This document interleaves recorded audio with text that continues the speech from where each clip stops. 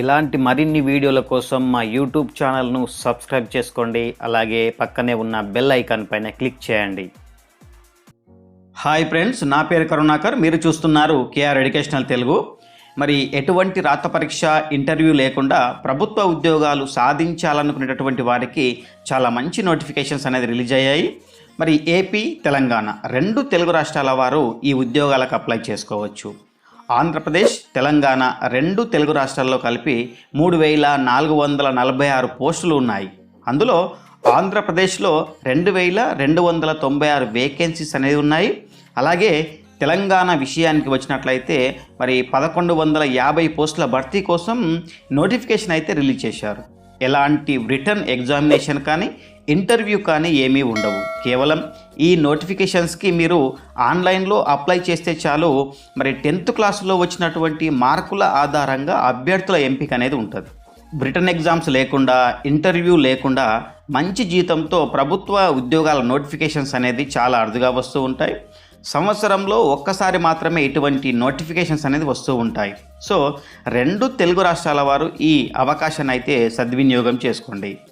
ఈ జాబ్స్ ఏంటి, వీటిలో ఉండేటటువంటి శాలరీస్ ఎలా ఉంటాయి, ఈ జాబ్స్ ఎవరెవరికి సూటబుల్గా ఉంటాయి, అలాంటి కంప్లీట్ డీటెయిల్స్ అనేది ఈ వీడియోలో మీకు నేను క్లియర్గా ఎక్స్ప్లెయిన్ చేస్తాను.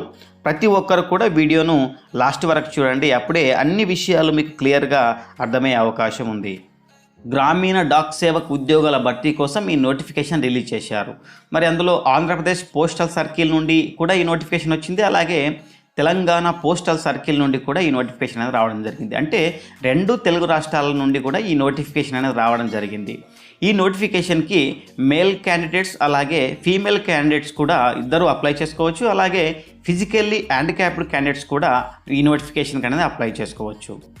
మనకు పోస్టల్ డిపార్ట్మెంట్లో రెండు రకాల ఉద్యోగులు అనేటటువంటి వారు ఉంటారు. అందులో ఒకటి చూడండి, పోస్టల్ డిపార్ట్మెంట్ ఎంప్లాయీస్. ఇక అలాగే రెండవ రకానికి చెందినటువంటి వారు చూడండి, గ్రామీణ డాక్ సేవక్ ఎంప్లాయీస్ అని చెప్పేసి ఈ విధంగా రెండు రకాల ఎంప్లాయీస్ అనేటటువంటి వారు పోస్టల్ డిపార్ట్మెంట్లో ఉంటారు. మరి ఈ రెండో రకానికి చెందినటువంటి ఈ గ్రామీణ డాక్ సేవక్ ఎంప్లాయీస్ ఎవరైతే ఉన్నారో వీరు ప్రధానంగా గ్రామీణ ప్రాంతాల్లో ఉన్నటువంటి పోస్ట్ ఆఫీసులలో విధులు నిర్వర్తిస్తూ ఉంటారు.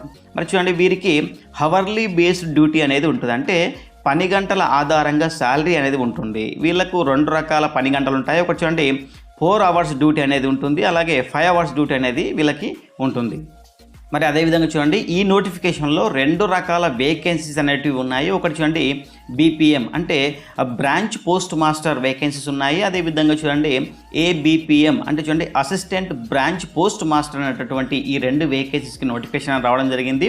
మరి ఎవరైతే బీపీఎం పోస్ట్ మాస్టర్ వేకెన్సీస్కి సెలెక్ట్ అవుతారో వారు చూడండి 4 hours డ్యూటీ కనుక చేసినట్లయితే వారికి చూడండి మరి 12,000 అనే శాలరీ ఉంటుంది. ఒకవేళ వాళ్ళు 5 hours డ్యూటీ కనుక చేసినట్లయితే చూడండి వాళ్ళకి 14,500 అనేది వీళ్ళ యొక్క శాలరీగా నిర్ణయించడం జరిగింది. అదేవిధంగా చూడండి ఏబిపిఎం అంటే అసిస్టెంట్ బ్రాంచ్ పోస్ట్ మాస్టర్కి కనుక వేకెన్సీ కనుక ఎవరైతే సెలెక్ట్ అవుతారో వాళ్ళు చూడండి 4 hours డ్యూటీ కనుక చేసినట్లయితే వారికి 10,000 శాలరీ ఇవ్వడం జరుగుతుంది. అదేవిధంగా చూడండి మరి 5 hours డ్యూటీ కనుక వీరు చేసినట్లయితే మరి వాళ్ళకి 12,000 శాలరీ అనేది వీళ్ళకు నిర్ణయించడం జరిగింది. కంప్లీట్గా టైం బేస్డ్ మీద ఈ జాబ్స్ అనేటివి ఉంటాయి. 4 hours 5 hours డ్యూటీ అనేది ఉంటుంది. రిమైనింగ్ టైం అనేది మీరు ఖాళీగానే ఉంటారు. మీరు వేరే ఏదైనా ఇతర పని కూడా చేసుకోవచ్చు. ఆర్థిక కారణాల వల్ల లేదంటే మరే ఇతర కారణాల వల్ల త్వరగా జాబులో చేరాలని చూస్తున్నటువంటి వారికి ఈ నోటిఫికేషన్ ఒక మంచి ఆప్షన్ అని చెప్పుకోవచ్చు. ముఖ్యంగా ఏదైనా కాంపిటేటివ్ ఎగ్జామ్స్కి ఎవరైనా ప్రిపేర్ అవుతుంటారో లేదా మరి ప్రిపేర్ కావాలని అనుకుంటున్నారో వారికి జాబ్స్ సూటబుల్గా ఉంటాయని చెప్పవచ్చు. ఎందుకంటే చూడండి చేతిలో ఒక జాబ్ అనేది ఉంటుంది. మరి నెల నెల శాలరీ అనేది కూడా వస్తూ ఉంటుంది. అలాగే మరి 4 లేదా 5 hours డ్యూటీ కాబట్టి మరి ఖాళీ సమయం అనేది చాలా ఎక్కువగా మనకు దొరికే అవకాశం ఉంటుంది. కాబట్టి మనం ఏదైనా ఇతర కాంపిటేటివ్ ఎగ్జామ్స్ కూడా మరి ప్రిపేర్ అవ్వడానికి సమయం అనేది ఎక్కువగా ఉంటుంది. కాబట్టి మనం హాయిగా ఈ యొక్క జాబ్ చేసుకుంటూనే మనము కాంపిటేటివ్ ఎగ్జామ్స్కి అనేది కూడా ప్రిపేర్ కావడానికి అవకాశం ఉన్నటువంటి నోటిఫికేషన్ ఇది. కాబట్టి అవకాశం ఉన్నవారు, మంచి పర్సెంటేజ్ ఉన్నటువంటి వారు తప్పకుండా ఈ యొక్క నోటిఫికేషన్కి అనేది అప్లై చేసుకోవడానికి ప్రయత్నం అనేది చేయండి. తర్వాత ఏజ్ లిమిట్ విషయాన్ని కనుక వచ్చినట్లయితే 27 జనవరి 2021 నాటికి మరి చూడండి మినిమం ఏజ్ వచ్చేసరికి 18 సంవత్సరాలుగా, మ్యాక్సిమం ఏజ్ వచ్చేసరికి 40 సంవత్సరాలుగా నిర్ణయించడం జరిగింది. అంటే 18 సంవత్సరాల నుండి 40 సంవత్సరాల మధ్యలో ఉన్నటువంటి అభ్యర్థులందరూ కూడా ఈ యొక్క నోటిఫికేషన్కి అప్లై చేసుకోవచ్చు. అదేవిధంగా చూడండి ఎస్సీ ఎస్టీ అభ్యర్థులు ఎవరైతే ఉన్నారో వీరికి 5 ఇయర్స్ అనేది అప్పర్ ఏజ్ రిలాక్సేషన్ అనేది ఇవ్వడం జరిగింది. అంటే వీరు 45 సంవత్సరాల వరకు కూడా అప్లై అనేది చేసుకోవచ్చు. అదేవిధంగా చూడండి ఓబీసీ అభ్యర్థులు ఎవరైతే ఉన్నారో వీరికి 3 ఇయర్స్ అనేది అప్పర్ ఏజ్ రిలాక్సేషన్ అనేది ఇవ్వడం జరిగింది. అంటే వీళ్ళు 43 ఇయర్స్ ఏజ్ ఉన్నటువంటి వాళ్ళు కూడా అప్లై అనేది ఈ నోటిఫికేషన్లో చేసుకోవచ్చు. అదేవిధంగా చూడండి మరి ఈడబ్ల్యూఎస్ వాళ్ళకి మాత్రం ఎటువంటి రిలాక్సేషన్ మాత్రం ఇవ్వలేదు. ఆ తర్వాత చూడండి పీడబ్ల్యూడి అంటే పర్సన్ విత్ డిజేబిలిటీ ఎవరైతే అన్రిజర్వ్డ్ క్యాండిడేట్స్ ఎవరైతే ఉన్నారో వాళ్ళకి 10 ఇయర్స్ అనేది అప్పర్ ఏజ్ రిలాక్సేషన్ అనేది ఇవ్వడం జరిగింది. అదేవిధంగా చూడండి మరి పీడబ్ల్యూడి ఓబీసీ క్యాండిడేట్స్ ఎవరైతే ఉన్నారో వాళ్ళకి 13 ఇయర్స్ అనేది అప్పర్ ఏజ్ రిలాక్సేషన్ అనేది ఇవ్వడం జరిగింది. అదేవిధంగా చూడండి పీడబ్ల్యూడి ఎస్సీ ఎస్టీ అభ్యర్థులు ఎవరైతే ఉన్నారో వారికి అందరికీ కూడా 15 ఇయర్స్ అనేది అప్పర్ ఏజ్ రిలాక్సేషన్ అనేది ఇవ్వడం జరిగింది. తర్వాత చూడండి ఎడ్యుకేషన్ క్వాలిఫికేషన్ విషయానికి వచ్చినట్లయితే 10th పాస్ అయినటువంటి అభ్యర్థులందరూ కూడా ఈ యొక్క నోటిఫికేషన్కి అప్లై అనేది చేసుకోవచ్చు. 10th పాస్ అయినటువంటి మెమో మీ దగ్గర ఉంటే చాలు ఈ యొక్క నోటిఫికేషన్కి అనేది మీరు ఆన్లైన్లో అప్లై చేసుకోవచ్చు. అదేవిధంగా చూడండి మీ యొక్క 10th క్లాస్ మెమోలో చూడండి mathematics, local language and English అనేటటువంటివి మీరు చదివి పాస్ అయి ఉండాలి. చూడండి ఇక్కడ లోకల్ లాంగ్వేజ్ అంటే మరి 2 తెలుగు రాష్ట్రాలకు కలిపి తెలుగు మరి లోకల్ లాంగ్వేజ్ అవుతుంది కాబట్టి ఆ యొక్క లోకల్ లాంగ్వేజ్ గురించి మనం చెప్పాల్సినటువంటి అవసరం లేదు. అదేవిధంగా చూడండి మ్యాథమెటిక్స్ అదేవిధంగా ఇంగ్లీష్ అనేది మీరు 10th క్లాస్లో చదివి ఉండాలి. అవి పాస్ అయినటువంటి అభ్యర్థులందరూ కూడా ఈ యొక్క నోటిఫికేషన్ కన్నా అప్లై చేసుకోవచ్చు. అదేవిధంగా చూడండి కంప్యూటర్ నాలెడ్జ్ అనేది కూడా ఉండాలి. అప్లై చేసేటప్పుడు మాత్రం మీ దగ్గర కంప్యూటర్ సర్టిఫికేట్ లేకపోయినా ఎటువంటి మీరు ఇబ్బంది పడాల్సినటువంటి అవసరం లేదు, అప్లై అనేది చేసుకోవచ్చు. ఒకవేళ ఈ జాబ్స్కి మీరు సెలెక్ట్ అయినట్లయితే డాక్యుమెంట్ వెరిఫికేషన్కి వెళ్ళేటప్పుడు ఏదైనా ఒక కంప్యూటర్ ఇన్స్టిట్యూట్లో 60 రోజుల పాటు ఎంఎస్ ఆఫీస్ కానీ ఎంఎస్ ఎక్సెల్ కానీ ఇటువంటి బేసిక్స్ కంప్యూటర్ కోర్సు నేర్చుకున్నటువంటి సర్టిఫికేట్లు మాత్రం డాక్యుమెంట్ వెరిఫికేషన్కి వెళ్ళే టైంలో మాత్రం ఖచ్చితంగా మీరు ప్రొడ్యూస్ చేయాల్సినటువంటి అవసరం ఉంటుంది. అప్లై చేసేటప్పుడు మాత్రం మీ దగ్గర కంప్యూటర్ సర్టిఫికేట్ లేకపోయినా పర్వాలేదు, మరి ఆన్లైన్లో అప్లై అనేది చేసుకోవచ్చు. అలాగే ఆంధ్రప్రదేశ్ తెలంగాణ 2 తెలుగు రాష్ట్రాలకి సపరేట్గా ఈ యొక్క నోటిఫికేషన్ అనేది రిలీజ్ చేయడం జరిగింది. వచ్చిన తర్వాత సెలక్షన్ ప్రాసెస్ విషయానికి వచ్చినట్లు చూడండి ఎటువంటి ఇంటర్వ్యూ అనేది ఉండదు, అలాగే ఎటువంటి రిటన్ ఎగ్జామ్ అనేది కూడా ఉండదు. ఆన్లైన్లో వచ్చినటువంటి అప్లికేషన్స్ అన్నిట్లో కూడా హయ్యెస్ట్ మార్క్స్ ఎవరికైతే ఉంటాయో వారిని డైరెక్ట్గా సెలెక్ట్ అనేది చేయడం జరుగుతుంది. వారికి డైరెక్ట్గా మెసేజ్ అనేది కూడా రావడం జరుగుతుంది. ఆటోమేటిక్గా మెరిట్ లిస్ట్ అనేది కూడా ప్రిపేర్ అయిపోతుంది. మరి వాళ్ళకి డాక్యుమెంట్ వెరిఫికేషన్ అనేది చేస్తారు. డాక్యుమెంట్స్ అన్నీ కూడా ఎవరికైతే మరి సరిగ్గా ఉంటాయో వాళ్ళకి ఈ యొక్క జాబ్ అనేది ఇవ్వడం జరుగుతుంది.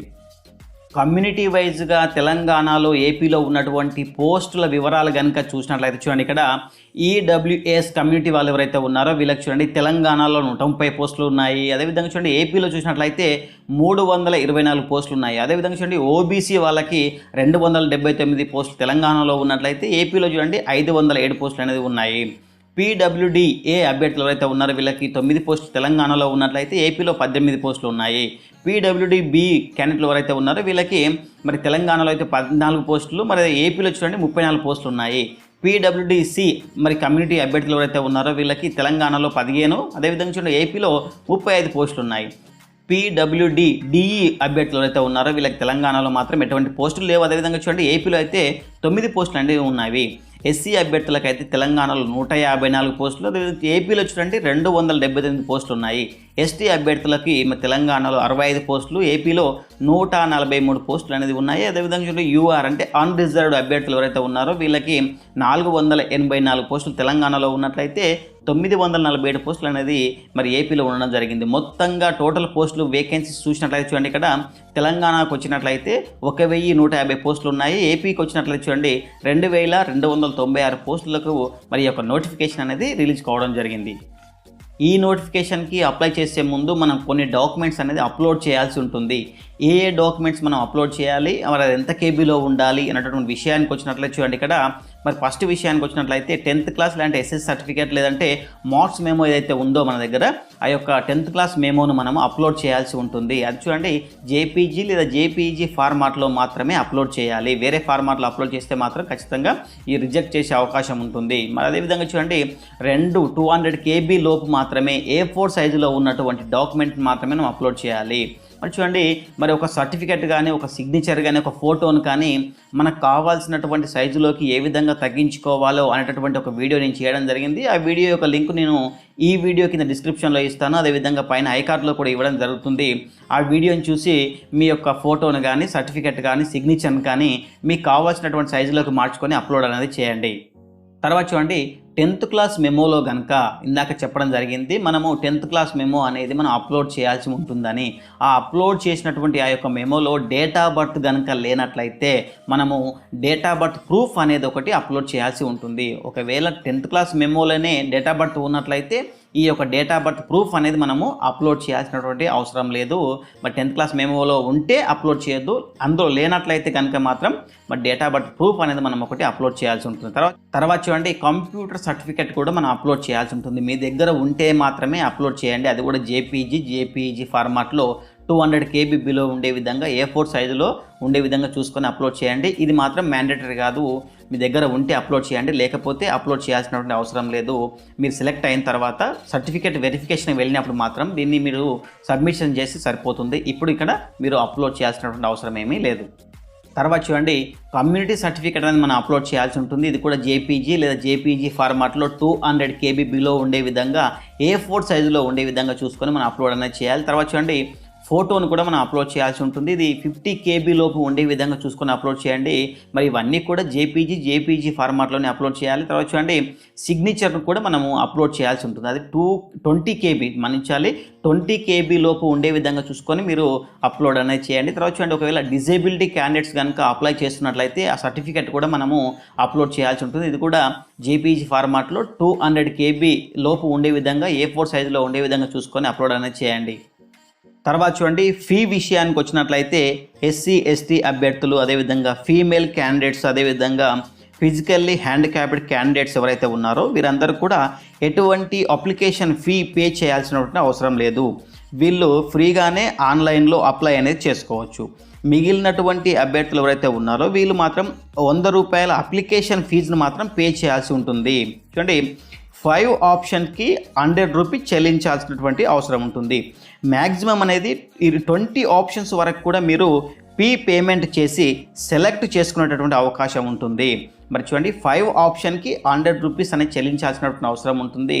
మరి SC ST మరి అదేవిధంగా మరి female candidates, physically handicapped candidates మాత్రం ఎటువంటి ఫీ చెల్లించకుండానే అప్లై అనేది చేసుకోవచ్చు. మరి చూడండి 5 ఆప్షన్ ఏంది 20 ఆప్షన్ ఏందని చెప్పేసి మీకు కన్ఫ్యూజ్గా ఉండవచ్చు. చూడండి ఇక్కడ మరి డిస్టిక్, అదేవిధంగా మరి ఈ యొక్క వేకెన్సీస్ అనేది ఇవ్వడం జరిగింది. అంటే మీ డిస్టిక్ ఏంటి, మీ పక్కలో ఉన్నటువంటి మీ గ్రామం కావచ్చు, మీ పక్కలో ఉన్నటువంటి గ్రామం కావచ్చు, అంటే మీ మండలం కావచ్చు, మీ దగ్గరలో ఉన్నటువంటి ఏ ప్రాంతాల్లో మరి జాబ్స్ వేకెన్సీస్ ఉన్నాయని ఇక్కడ చూసుకోవచ్చు. చూసుకొని మరి అది ఆ ఏ కేటగిరీకి చెందింది కూడా మీరు ఇక్కడ చూసుకోవచ్చు. చూసుకొని మరి మీ కేటగిరీ పోస్ట్ కనుక మీకు దగ్గరలో ఎక్కడైనా మీ పక్క గ్రామంలో కానీ మీ గ్రామంలో కానీ వేకెన్సీస్ ఉన్నట్లయితే ఆ యొక్క ఆప్షన్ అనేది మీరు ఆ విధంగా సెలెక్ట్ అనేది చేసుకోవచ్చు. ఆ విధంగా 20 ఆప్షన్స్ అనేది మీరు అప్లై చేసేటప్పుడు ఒక ఆప్షన్స్ అనేది పెట్టుకోవచ్చు. ఈ 5 ఆప్షన్ అనేది, ఈ 20 ఆప్షన్ అనేది ఇదే. ఆంధ్రప్రదేశ్కి సపరేట్గా, తెలంగాణకి సపరేట్గా ఈ యొక్క నోటిఫికేషన్ రిలీజ్ అయిందని చెప్పి మనం ఇంతకుముందుకే చెప్పుకోవడం జరిగింది. ఆ 2 రాష్ట్రాల నోటిఫికేషన్కి సంబంధించినటువంటి లింకు నేను ఈ వీడియో కింద డిస్క్రిప్షన్లో ఇస్తాను. ఆ యొక్క నోటిఫికేషన్ డౌన్లోడ్ చేసుకొని మీరు మిగతా విషయాలు కూడా తెలుసుకోండి. తర్వాత చూడండి ఇంపార్టెంట్ డేట్స్ విషయానికి వచ్చినట్లయితే registration and fee submission start date వచ్చేసరికి చూడండి 27/1/2021 నుండి ఈ యొక్క అప్లికేషన్ అనేది స్టార్ట్ అవ్వడం జరుగుతుంది. అదేవిధంగా చూడండి registration and fee submission end date వచ్చేసరికి చూడండి 26 ఫిబ్రవరి 2021తో ఈ యొక్క మరి నోటిఫికేషన్కి అనేది సబ్మిషన్ డేట్ అనేది ముగిస్తుంది. కాబట్టి మరి దాదాపు నెల సమయం అనేది మనకు ఉండడం జరిగింది. కాబట్టి మీరు ఎక్కువ రోజులు వెయిట్ చేయకుండా, మరి ఎందుకంటే ఎక్కువ రోజులు వెయిట్ చేసినట్లయితే మనకు సర్వర్ డౌన్ అయ్యే అవకాశం ఉంది. కాబట్టి మరి త్వరగా ఇప్పుడే మీరు అప్లై అనేది చేసుకునే ప్రయత్నం అనేది చేయండి. మరి చూడండి ఈ విధంగా మీ సొంత జిల్లాలో లేదంటే మీ సొంత మండలంలో మీ సొంత ఊర్లో మరి ఎక్కడెక్కడ ఏ వేకెన్సీస్ ఉన్నాయో చూసుకొని ఏ ఏ కేటగిరీ వాళ్ళకి వేకెన్సీస్ ఉన్నాయో కూడా చూసుకొని మరి అక్కడ త్వరగా అప్లై అనేది చేసుకునే ప్రయత్నం అనేది చేయండి. ఈ యొక్క 2 నోటిఫికేషన్ యొక్క లింకు ఈ వీడియో కింద డిస్క్రిప్షన్లో ఇస్తాను. అదేవిధంగా ఆన్లైన్ అప్లికేషన్ యొక్క లింక్ కూడా ఈ యొక్క వీడియో కింద డిస్క్రిప్షన్లో ఇవ్వడం జరుగుతుంది. అదేవిధంగా నెక్స్ట్ వీడియోలో ఈ యొక్క నోటిఫికేషన్ని ఆన్లైన్లో ఏ విధంగా అప్లై చేయాలని చెప్పడం జరుగుతుంది. మరి ఈ వీడియో కనుక మీకు నచ్చినట్లయితే లైక్ చేయండి, షేర్ చేయండి. అదేవిధంగా మా యూట్యూబ్ ఛానల్ను సబ్స్క్రైబ్ చేసుకోవడం మాత్రం మర్చిపోకండి. Thank you.